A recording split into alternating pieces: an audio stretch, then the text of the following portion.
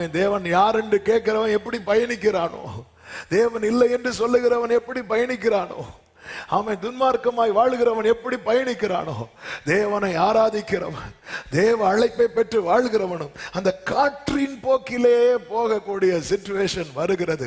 ஆனால் கர்த்தர் அவனோடு பேசுகிறார், தூதனை அனுப்புகிறார்.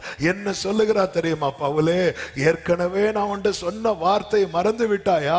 காற்றின் போக்கிலே பேர்லான் பார்க்கிறாயா?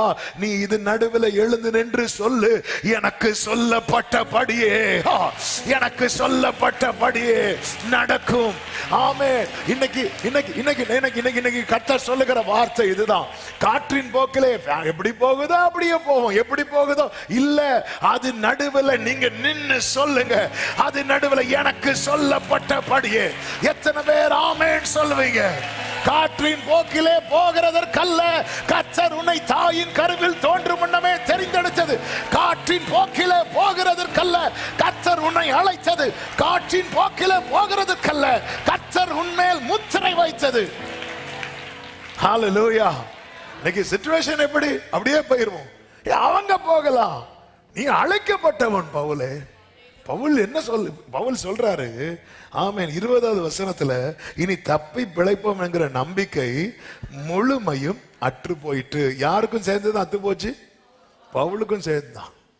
அதனாலதான் எங்களால் இதை ஃபேஸ் பண்ண முடியல, ஹேண்டில் பண்ண முடியல. அதனால போற போக்கில் பயணித்து கொண்டிருக்கிற சில உள்ளங்களோடு கர்த்தர் தீர்க்க தரிசனமாய் பேசுகிறார்.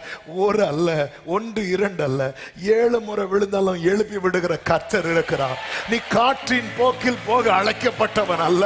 நீ வார்த்தை எப்படி சொல்லுகிறதோ ஆமென் சொல்லுங்க பார்க்கலாம்.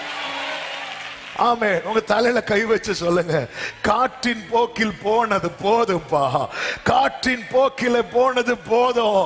எதிர்க்க முடியாம, ஃபேஸ் பண்ண முடியாம காற்றின் போக்கில போனது போதும்.